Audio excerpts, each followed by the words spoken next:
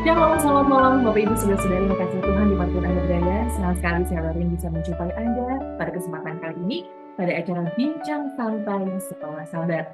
Acara diskusi yang dirancang oleh Konferensi Jawa Kawasan Barat, Departemen Komunikasi dengan para ketua jemaat yang dari Kota Cimahi, Bandung, dan sekitarnya. Dan pada malam hari ini kita kedatangan narasumber kita, yaitu Bapak Suprasa.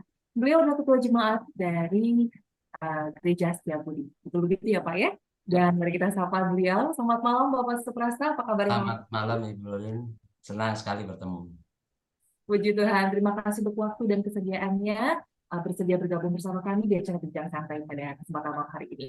Dan sebelum kita membahas pelajaran sekolah sama kita, mari kita undang Roh Kudus dan saya mengundang kesediaan Bapak untuk menjadi penjawab doa. Silakan Pak. Kita berdoa.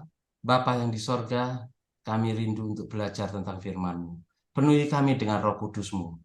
Berkati peralatan, internet, agar semuanya dapat berjalan dengan lancar.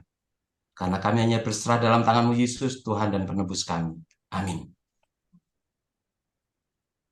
Baiklah Bapak Ibu Saudara-saudari dan pemirsa dimanapun Anda berada. Kita masuk pada pelajaran sekolah sahabat kita yang ketiga di triwulan 4 tahun 2023. Dan pada sepanjang minggu ini, judul pelajaran sekolah sahabat kita adalah panggilan Allah untuk misi. Ya. Di sini berbicara mengenai Abraham dan kesetiaannya seperti dia Pak ya. Dan tanpa panjang lebar lagi, saya serahkan ke Bapak untuk memulai diskusi kita.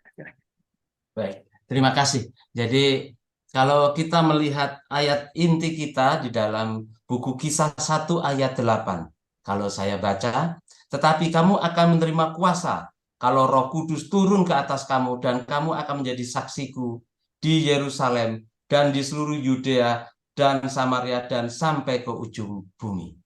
Nah, buku Kisah 1 ini adalah perkataan Yesus sebelum Yesus naik ke sorga. Dan ini nyambung dengan yang sabat lalu, ayat inti sabat lalu dalam Matius 28 ayat 19, itu juga perkataan Yesus setelah kebangkitan sebelum naik ke sorga. Karena itu pergilah, jadikanlah semua bangsa muridku, dan baptislah mereka dalam nama Bapa, Anak, dan Roh Kudus. Jadi kita lihat di sini suatu kesinambungan, yaitu untuk menjadi saksi, untuk mengabarkan kebenaran. Nah, ini satu hal yang menarik. Tapi ada satu poin yang tidak saya tekankan ya. Di sini ada kata kuasa, kuasa Roh Kudus. Jadi saya sendiri kadang akan menjadi pemalu, gemeteran karena saya nggak yakin apakah saya bisa nggak. Tapi di sini ada satu janji yang indah. Roh Kudus turun ke atas kamu. Nah, jadi itulah sumber yang menyanggupkan kita. Dan itu yang akan menjadi pegangan kita, penuntun kita dalam kehidupan kita, khususnya sebagai saksi Tuhan. Dan di hari Minggu ya, Iya. Nah, hari Minggu ini judulnya adalah pindah dari zona nyaman kita. Oke. Pindah dari zona nyaman ini tidak mudah untuk dilakukan ya, tidak mudah dilakukan karena perlu adaptasi sana sini dan memang kalau untuk beberapa orang mungkin juga termasuk saya, jika saya disuruh memilih, saya mungkin akan memilih untuk tinggal di zona nyaman saya. Tapi apa yang ingin pelajaran hari Minggu sampaikan kepada kita? Ya, ini saya juga kalau orang Batak itu kan terkenal dia berani untuk pergi ke tempat mana gitu, Oh ya Pak. nyebar gitu. Saya orang Jawa dan ada moto di kami yang saudara mungkin sudah pernah dengar. Mangan orang mangan asal ngumpul. Jadi ngumpul itu yang penting. Maka ya di kampung yang sama dia ya tidak penting untuk makan itu nomor dua. Kebersamaan itu yang penting. Nah, jadi dalam darah daging saya, alam bawah sadar saya itu memang susah untuk pindah ke tempat yang baru. Ya ini maka pelajarannya zona nyaman. Jadi pindah dari zona nyaman itu memang suatu yang mengerikan. Itu sebabnya saya pernah baca, mungkin kita jangan khawatir dengan pergi dari zona nyaman. Lalu bagaimana? Salah satu alternatifnya ada yang cerita kita perluas zona nyaman kita, sehingga kita tidak takut untuk pindah dari zona nyaman. Tapi itu bukan poin dalam pelajaran sekolah sahabat kita. Yang saya tangkap dalam pelajaran ini, kenapa penulis mengantar kita untuk cerita tentang Menara Babel, kan ya? Dan Ibu Olin bisa lihat ini kenapa penulis ini mengantar kita ke Menara Babel. Ini adalah suatu bangunan tertinggi yang pernah dibuat pada buku Kejadian. Ya.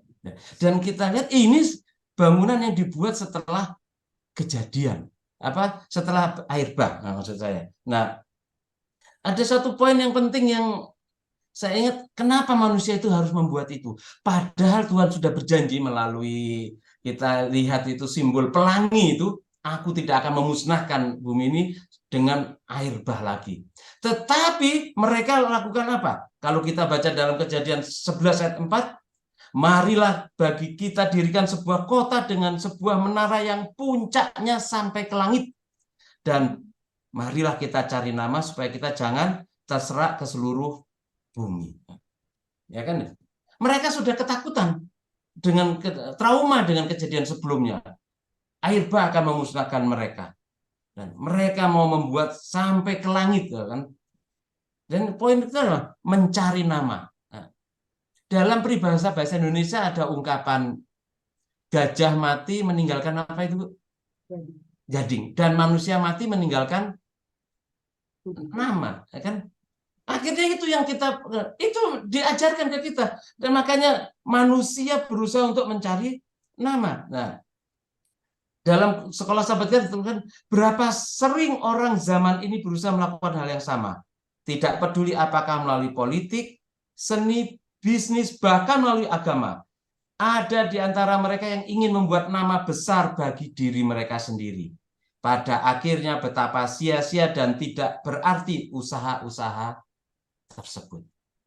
Memang saya dan Anda akhirnya dibawa oleh kebudayaan modern meninggalkan nama. Dan itu sebabnya, apalagi kalau menjelang pemilu, berapa banyak uang harus keluar untuk membuat nama kita ditulis. Dan itu memang suatu hal yang penting. Kalau dalam lingkungan perusahaan itu disebutnya brand image, ya, brand name, itu brand recognition. Bagaimana nama itu dikenal, itu satu hal yang perusahaan keluar uang banyak untuk itu, untuk brand name. Nah, tetapi dalam pelajaran ini, kalau itu untuk nama kita, nah, itu yang menjadi masalah. Dan kitab suci mengamarkan itu. Lalu kenapa Tuhan sampai menyerahkan, membuat usaha untuk mereka membuat Menara Babel itu gagal? Nah, saya suka untuk membaca ini. Kitab suci mengatakan dalam Kejadian 11 ayat 4 bahwa mereka, orang-orang ini ingin membangun menara tersebut supaya mereka tidak tersebar di seluruh bumi. Mereka mau berkumpul bersama untuk alasan cinta diri mereka sendiri. Tetapi Allah memiliki rencana lain. Nah, saudara, saya melihat ya Bu, ya, apa yang membedakan abad modern ini dengan abad zaman dulu? Apa yang Ibu rasakan? Yang terutama, kalau Anda melihat, Ibu melihat. Perbedaan yang Ya, salah satu yang ini, khususnya dalam model kebersamaan ini ya, karena ini kan kita bicara Menara Babel. Apa yang Anda lihat? Salah satu yang berbeda.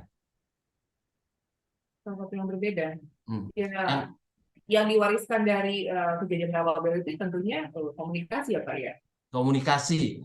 Dan saya rasa sampai saat ini pun komunikasi itu yang mostly yang menjadi isu terbesar ya dalam kehidupan sehari-hari, di keluarga, rumah tangga, suami istri, pekerjaan. Itu sih yang saya rasakan. Ya, itu betul. Komunikasi, ya itu satu poin yang di era modern ini kan sudah teknologinya maju. Itu satu poin yang ada poin yang lain yang saya lihat agak beda.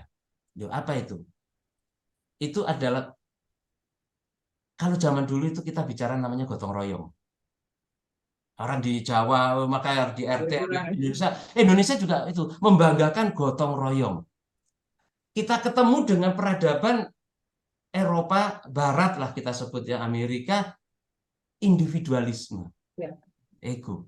Dan makin lama kita akhirnya yang tadi Anda lihat dengan komunikasi yang modern, kita menuju yang sepertinya seperti itu kan. Kita sudah dengan individual kita, HP, apapun di dalam dunia ini. Akhirnya yang modern itu apa? Menuju namanya personalisasi. Ya, makanya HP Anda bisa, saya maunya model temnya ini apa ini, semua bisa intinya adalah semua disesuaikan dengan keinginan masing-masing kita. Individual itu yang dihargai, individual itu yang diutamakan. Nah, kalau yang dulu itu adalah komunitas yang diutamakan, kelompok yang diutamakan. Nah, tetapi ketika kelompok ini yang diutamakan, ngumpul ini punya potensi berbahaya di dalam buku Kejadian. Karena manusia tidak akan bergantung kepada Allah. Maka Allah serahkan mereka. Bahasanya cuma satu waktu itu, nggak perlu Google Translate. Komunikasinya tentunya lancar. Tetapi ini akan menimbulkan masalah. Maka Allah memiliki rencana lain. Nah, ini. Sehingga dikatakan mereka ini satu bangsa dengan satu bahasa untuk semuanya. Ini barulah permasalahan mereka. Mulai dari sekarang apapun juga yang mereka rencanakan tidak akan dapat yang terlaksana. Dan Sekolah Sahabat menekankan rencana ambisius dari orang-orang ini sesungguhnya jahat adanya. Kebersamaan ini yang menimbulkan zona nyaman. Zona nyaman ini menimbulkan tidak perlu bergantung kepada Allah. Maka Allah merasa ini serencana yang jahat. Ini yang kita lihat di hari Minggu yang saya tuliskan. Saya tentu juga itu kembali lagi tadi, mangan orang mangan asal ngumpul. Burung yang sejenis terbang bersama. Burung aja cocok dengan yang sejenis, apalagi manusia. Kita nggak mau sekarang ini capek dengan itu, sebab kita selalu personalisasi sesuai dengan keinginan kita, ya kan ya. Yang tidak sesuai kita skip atau kita loncati.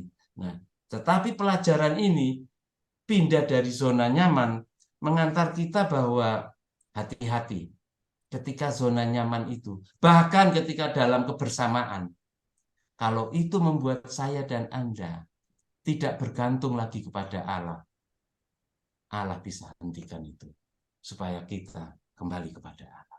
Itu yang saya tangkap di hari Minggu. Jadi hari Minggu. Jadi saya ingin menekankan sekali lagi Pak, seperti yang tadi Bapak bilang, burung sejenis akan terbang bersama. Kalau istilah sekarang itu adalah aku jadi teman yang sefrekuensi, yang seirama sama aku, dengan mengusung self love, ya kan, self love. Jadi maksudnya apakah memang itu bentuk dari pembenaran diri atas nama self love yang padahal mengacu pada keindividualismean itu, atau apa? Bapak punya trik yang mungkin bisa disampaikan kepada anak-anak muda atau bahkan kita yang orang dewasa yang sudah hidup di era modern ini yang memang sudah terbiasa dengan individualisme itu, Pak? Ini yang mungkin saya ingin tanyakan yang untuk kita bisa terapkan dalam kehidupan sehari-hari. Nah, itu yang menarik. Era modern ini tuntutannya kita bicara untuk memenuhi keinginan saya. Individual itu, ego, nah itu maka kita bicara tentang ego. Maka Anda bicara self love, itu yang utama. Nah, pelajaran ini yang tadi kalau kita lihat di hari itu, supaya kamu menjadi saksiku, supaya kamu menjadi saksiku, itu adalah suatu kesempatan bagi kita untuk menjadi mitra kerja Allah. Supaya saya dan Anda tidak egois. Ketika kita tidak berpikir hanya untuk memenuhi diri kita, ya kan ya. Ketika kita menjadi saksi Allah, kita berpikir untuk menjadi mitra Allah, kita tidak berpikir tentang hanya untuk diri saya. Tetapi apa yang menyenangkan Allah dan apa yang saya rasa itu yang satu yang menyukakan, itu yang saya bagikan. Maka saya tidak berpikir hanya untuk diri saya.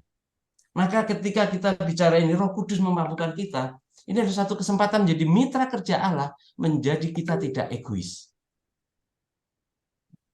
Itu yang saya tangkap. Jadi kenapa saya dan Anda diajak untuk menjadi saksi? Tuhan kan bisa, maka Tuhan ada di ayatnya di batu pun bisa menjadi saksi, ya, gitu kan ya. Tapi kenapa kita diajak untuk menjadi satu kesempatan saya dan Anda untuk menghindari egoisme, individualisme. Saya melihat orang lain, saya membagikan sesuatu yang Nah, ini satu yang baik untuk mereka. Lepas dari egoisme kita sendiri. Itu yang saya tangkap. Baik, baik. Terima kasih Bapak untuk pelajaran hari ini. Kita melangkah ke hari Senin yang berjudul menjadi berkat bagi seluruh dunia. Abraham dengan kesetiaannya tidak bisa dipisahkan ya, sampai beliau menyandang predikat Bapak orang percaya. Dan bagaimana dengan kita? Jadi apakah jika kita diminta untuk, kalau Abraham kan mau disuruh kemana aja, bengkok, lurus gitu, nggak pernah ada perdebatan. Tapi bagaimana dengan kita, Pak? Apakah Bapak bisa memberikan tips untuk ketika kita diminta kemanapun kita pergi tanpa kita tahu tujuannya, kita bersedia. Seperti itu, Pak. Kalau kita mau disuruh, apakah kita mau tanpa tujuannya? Ya. Nah, itu yang suatu yang mengerikan. Ditanya orang Jawa ya, susah saya. Takut. Tapi ya secara pribadi itu satu pengalaman yang susah buat saya. Ya kan ya. Kalau kita nggak tahu tujuannya kemana, atau kita tahu tujuannya tapi juga nggak kenal siapa-siapa, nah gitu kan ya. Tapi pengalaman dari Abraham ini adalah suatu pengalaman yang indah, ya kan ya, yang dituliskan pada kita bahwa dia pergi ke tempat yang jauh, yang dia tidak tahu kemana, ya kan ya, pergi dari sanak saudara, meninggalkan komunitas. Abraham mau pergi. Dan dia akan dijadikan dari suatu bangsa yang besar ketika dia sendiri masih belum punya keturunan. Itu kan suatu hal yang indah. Yes. Yang saya tangkap tapi pelajaran kalau saya ditanya apakah Bapak pernah ngalamin itu? Saya pernah ngalamin ketika saya dari kampung dulu harus ke kuliah gitu, ke satu tempat yang saya nggak pernah ke Bandung seperti ini kan, walaupun masih dalam satu pulau yang sama. Ketika saya masih dari kampung yang masih kurang pergaulan, maka saya bergantung kepada Allah dan akhirnya sampai juga. Nah, saya rasa ini adalah suatu pengalaman kecil yang nggak sebanding dengan Abraham. Tapi Abraham mengajarkan kita sesuatu yang indah. Dia pergi. Tapi ada satu yang menarik sebenarnya dari pelajaran buku yang tentang Abraham ini. Bapak orang percaya. Oh, saya nggak sebanding dengan Abraham. Dia kan hebat. Tapi pelajaran ini mengingatkan bahwa Abraham yang hebat itu pernah jatuh. Maka saya tidak boleh minder. Bapak orang percaya ini pernah jatuh, tapi bedanya dia bangkit. Makanya tercatat juga di buku Ibrani 11, pahlawan iman. Nah, maka pelajaran di hari Senin yang saya ingat, saya dan Anda tidak sehebat Abraham. Bahkan mungkin lebih sering jatuh. Tapi saya dan Anda bisa bangkit kembali. Maka kita bisa menikmati berkat seperti Abraham. Menjadi berkat. Nah, itu yang saya tahu. Luar biasa sekali. Pelajaran di hari Selasa ya Pak ya. Dan pelajaran dari Selasa yaitu panggilan Abraham. Nah, pelajaran apakah Pak? Tadi kita belum menyinggung ke Abraham dengan kesetiaannya ya. Tapi di pelajaran Selasa ini apa yang disampaikan Pak? Pelajaran apa yang dapat kita ambil dari cerita Abraham yang luar biasa ini? Ya ini yang tadi saya singgung, saya mungkin udah loncat bahwa Abraham yang menurut kepada Allah untuk pergi. Nah, ini satu hal yang menarik. Dia pergi ke tanah Kanaan, tanah yang dijanjikan. Ternyata di tanah Kanaan, tanah yang dijanjikan itu mengalami paceklik. Tidak ada makanan. Ketika kita menurut Allah, mengikuti kehendak Allah, tidak ada jaminan selamanya mulus. Ya kan ya, berkatnya melimpah terus. Abraham mengalami. Tapi itu satu kesempatan untuk pindah ke Mesir. Dan ketika di Mesir, ya itu kan ya, suatu keuntungan Abraham punya istri yang sangat cantik menimbulkan masalah bagi dia. Aku bisa mati. Nah, maka dia berbohong. Nah, itu yang kan. Dan itu yang kita lihat dari sini. Ya itu tadi. Ketika pengalaman Abraham itu. Satu poin yang saya tangkap pengalaman di Mesir. Mengikut Tuhan tidak selamanya mulus. Tidak ada jaminan. Tapi ada jalan keluar. Abraham berbohong, jatuh dia. Tapi kan dia bangkit lagi. Ada berkatnya ada loh. Ketika Abraham keluar dari Mesir, itu kan diberi banyak perlengkapan oleh Raja Fir'aun. Ya kan ya. Jadi di situ yang kita lihat di sini, ya kan ya. Saya dan Anda bisa diuji dan mungkin jatuh. Tapi saya dan Anda bisa bangkit kembali kepada Allah. Karena Allah adalah Allah yang mau menjangkau kita, mau menerima kita. Nah, itu yang saya tangkap di hari Selasa. Jadi walaupun tidak ada jaminan melakukan misi itu selamanya akan mulus, tapi satu yang pasti bahwa Allah akan menyertai kita. Seperti itu ya Pak ya. Baik, di hari Kamis, Pak, sudah masuk hari Kamis ini. Mulailah di tempat mana engkau berada. Aplikasi dalam kehidupan sekarang apa Pak? Mulailah di tempat kamu berada. Apakah di lingkup rumah kita atau apa Pak? Mungkin Bapak akan bisa lebih jelas menjelaskannya di pelajaran kami. Silahkan. Ya, ini di hari Kamis ya. Gereja mula-mula dan berbagai zona nyaman. Sebelum saya ke aplikasi, saya sempat mikir loh. Yang kita baca itu di Alkitab, gereja mula-mula itu kan mengalami penderitaan. Rasul Paulus juga menderita sebelum jadi itu yang menyiksa adalah Rasul Saul sendiri kan, Saul sendiri. Gereja mula-mula itu mengalami berbagai penderitaan. Tapi judulnya gereja mula-mula dan berbagai zona nyaman. Kok bisa mereka ada zona nyamannya? Oh, mereka mengalami penderitaan. Nah, apa yang saya tangkap ketika saya belajar di sini? Oh, rupanya gereja mula-mula ini keturunan Yahudi semua. Dan mereka hanya mau bersaksi kepada sesama orang Yahudi. Yang satu bahasa, yang satu kebudayaan. Ada zona nyamannya. Walaupun mereka mengalami penderitaan, tetap ada zona nyamannya. Mereka hanya mau dalam itu. Dan kita lihat Rasul Petrus seperti itu. Ya kan ya?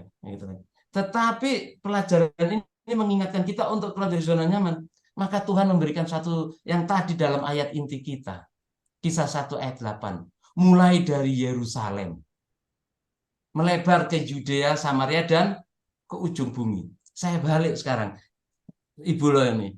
Kalau seperti Anda orang Yahudi, murid-murid Yesus, ini kalimat diberikan setelah Yesus disalib. Yesus disalib ditolak dari Yerusalem, ya kan? Lalu Anda dikasih tahu, kamu bersaksi mulai dari Yerusalem, kembali ke Yerusalem. Apa nggak stres? Loh kenapa? Yesus ditolak oleh orang Yahudi di Yerusalem. Pemimpin agama itu tinggalnya di Yerusalem. Mereka menolak mereka. Ya kan? Tapi Yesus katakan mulai dari Yerusalem.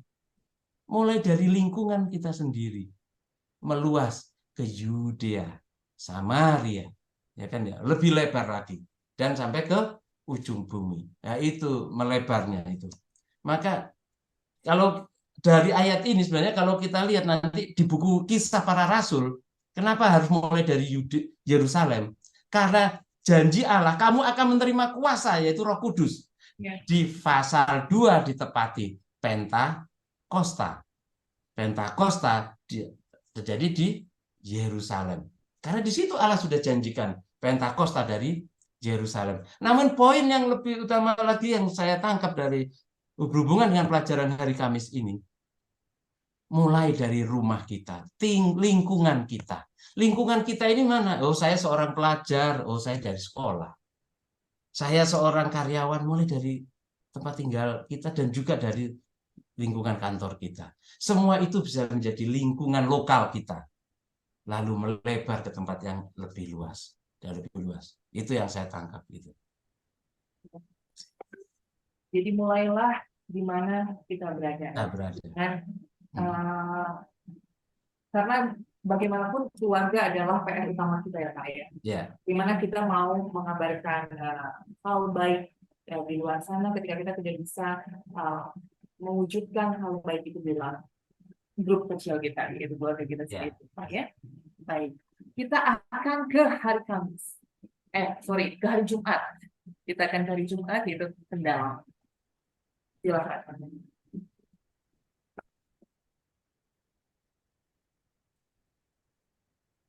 Saya suka untuk membaca kembali ya kan ya. Sebelum naik ke surga, Kristus memberikan kepada muridnya tugas mereka bahwa mereka harus menjadi wali dari kehendak dalam mana ia mewariskan kepada dunia harta kehidupan yang kekal. kamu menjadi saksi tentang hidup pengorbananku demi kepentingan dunia. Dan selanjutnya. Inilah kembali pendalamannya. Saya dan Anda berkesempatan untuk menjadi mitra kerja Allah. Ini kalau kita baru lulus, nah itu anak yang baru lulus, kayak saya ingat dulu, ada perusahaan yang besar-besar gitu ya, multinasional. Pengennya kita itu diasosiasikan kerja di mana? Kalau kita kerja di perusahaan yang nggak dikenal kan agak malu, agak minder, gitu kan ya. Tapi kalau multinasional bangga banget kita ngomong kan ya, nah, gitu, gitu Nggak kan. ditanya pun kita kasih tahu kita kerja di mana. Nggak tahu di mana-mana atau apa. Ada asosiasi yang kita Anda inginkan gitu kan ya. Warga negara pun juga gitu. Orang bangga banget kalau punya paspor Amerika gitu kan. Wah, saya warga negara adidaya. Sekarang kamu akan menerima kuasa. Loh, itu penerima kuasa itu kan suatu hal yang hebat. Dari kalik semesta alam. Nah, ini yang saya tangkap dari sini. Ini kita dituliskan di sini wali loh. Yang harus kehendak dunia. Jadi kesempatan kita. Ada kuasa yang begitu besar dari pemilik alam semesta itu. Kalik alam semesta. Asosiasi kita bukan hanya sekedar perusahaan multinasional, tetapi dari pemilik semesta alam. Harusnya kita bangga. Kita senang untuk menjadi mitra sekerja Allah. Ya kan, perusahaan gede itu tidak akan berhubungan dengan supplier yang kecil. Bahasanya supplier kaleng-kaleng. Oh enggak, harus juga dengan supplier yang besar. Semua mau diasosiasikan dengan yang selevel. Loh, kalau saya dan Anda diajak, kita yang hina ini untuk menjadi mitra sekerja Allah, wali, ya menerima kuasa roh itu kan berarti suatu kesempatan yang hebat. Kita dipercaya untuk suatu kesempatan yang hebat. Seharusnya saya dan Anda nggak minder, ya kan ya, pede kita. Jadi itu zona nyaman kita. Loh, kita sudah punya bahasa lain, kita sudah punya paspor yang sakti. Ya, kemana aja bisa diterima kan? Wow, ini paspor Amerika katanya yang kemana-mana diterima. Nah, soal saya nggak ngerti bener nggak. Tapi istilahnya gitu kan, bangga kita. Nah ini saya dan Anda ini itu kan ya punya tugas apa wali kan ya, bu waris ya, itu kan. Nah, itu yang sehingga kita nggak perlu takut. Itu yang saya selalu ingat. Karena saya sendiri kadang minder ya. Ya kita nggak perlu takut. Berarti ada yang salah sama kita ketika kita tidak pede ya Pak untuk Iya. jadi mitra Allah, mitra dari Khalik semesta alam. Iya kan? Jika kita tidak menjalankan tugas kita sebagai mitra Allah, berarti ada yang salah dengan kita berarti ya Pak ya. Ya, kita harus itu kan kalau saya dan Anda punya itu kan hak yang begitu besar, kuasa yang begitu besar, tapi kita nggak gunakan. Nah, itu kan satu hal yang malah menyedihkan. Baik. Itu yang saya tangkap dalam pelajaran ini, janji itu kan. Gitu. Kamu akan menerima kuasa. Jadi sebelum kita akhiri di pelajaran hari Jumat ini, jadi seberapa penting Pak untuk menaikkan tingkat PD kita, untuk mengevaluasi hati kita, mencari kuasa dari Allah yang Maha Mulia ini untuk melakukan pekerjaan misi di luar dari zona nyaman kita tadi, di luar dari orang-orang yang satu ras, di luar dari lingkup kita untuk menjangkau orang-orang di luar. Seberapa penting gimana? Seberapa penting kita mengevaluasi hati kita agar kita lebih pede, agar kita lebih bisa mengemban tanggung jawab kita bahwa karena kita sudah di ultimatum menjadi mitra Allah. Itu jadi saya sendiri kadang ketika kita melihat diri kita, aduh saya ini mampu enggak, maka kita harus lepaskan itu semua. Kalau hanya mikir mampu enggak, percuma kita. Karena kuasa itu bukan dari kita. Kuasa itu dari atas. Jadi kalau kita periksa hati, oh ini bukan masalah hati ini. Pede enggak. Tapi saya dan Anda harus belajar untuk percaya itu. Saya ingat ucapan Napoleon ya. Napoleon Bonaparte itu kan jenderal yang terkenal dari Perancis itu ya. Lalu dia mengutip Alexander the Great, yaitu Iskandar Agung, Charles Magno, dan pemimpin agama, pemimpin kerajaan yang lain, ya kan ya, Kaisar Romawi, semua mendirikan kerajaan dengan mengalahkan negara lain, kerajaan lain, dengan kekuasaan, dengan kekerasan, dengan peperangan, ya kan. Tetapi kami semua ini membangun kerajaan ini tergantung kepada apa?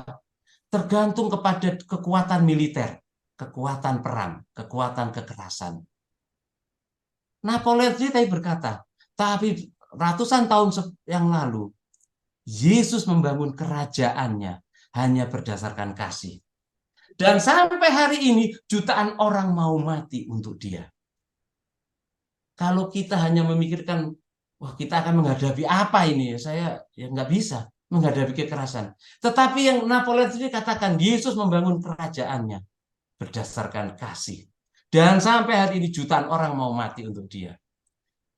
Perlengkapan kita hanyalah kasih, ya kan ya, kebaikan Allah, penyertaan Allah, penyerahan kita kepada Allah. Hanya itu. Tapi itu bisa membangun kerajaan Allah. Napoleon sendiri katakan itu. Jadi kalau Napoleon aja yang punya kekuatan militer, jenius dalam militer bisa mengatakan itu, apalagi kita kan yang umat Allah. Kita lihat berdasarkan janji Allah, saya dan Anda harusnya bisa menjadi mitra kerja Allah. Amin, luar biasa sekali Pak, diskusi bincang santai, lebih kepada bincang santai kita ya Pak ya. Dan mudah-mudahan ketika saudara-saudari pemirsa di Anda berada melihat tayangan ini akan menggugah Anda untuk menilik atau mempelajari lebih dalam lagi pelajaran sekolah sahabat kita. Karena pelajaran sekolah sahabat kita sepanjang Timur ini sangat baik sekali, sangat menggugah iman kita untuk lebih dekat dan lebih benar hidup di hadapan Tuhan tentunya ya. Dan terima kasih Pak untuk waktunya, terima kasih untuk bincang santai yang luar biasa sekali. Terima kasih sudah diundang. Dan sebelum kita mengakhiri Pak bincang santai ini, saya mengundang sekali lagi Bapak untuk berbincang dalam. Baik, kita berdoa. Bapa yang di sorga, terima kasih untuk kesempatan yang Kau berikan kepada kami untuk berbincang-bincang tentang sekolah Sabat, tentang panggilan misi Engkau. Ampuni kami ketika kami hanya berbincang, membicarakan teori. Namun ketakutan kami, hati kami merasa tidak nyaman, kami takut untuk keluar dari zona nyaman kami. Namun kiranya melalui pelajaran ini kami dimampukan untuk tidak tergantung kepada perasaan kami, namun bergantung sepenuhnya kepadamu dan beriman kepada janjimu, karena Engkau akan memberikan kami kuasa sehingga kami sanggup menjadi saksimu. Terima kasih Bapa, karena kami hanya besar dalam tangan-Mu Yesus, Tuhan dan penebus kami. Amin. Sekali lagi terima kasih Pak untuk waktu dan kesediaannya. Dan terima kasih juga untuk para pemirsa dimanapun Anda berada, Bapak Ibu dan Saudara-saudari dikasih Tuhan. Kita akan bertemu kembali di lain kesempatan. Dan salam sehat untuk Anda semua. Selamat malam dan Tuhan. Selamat malam, Tuhan memberkati.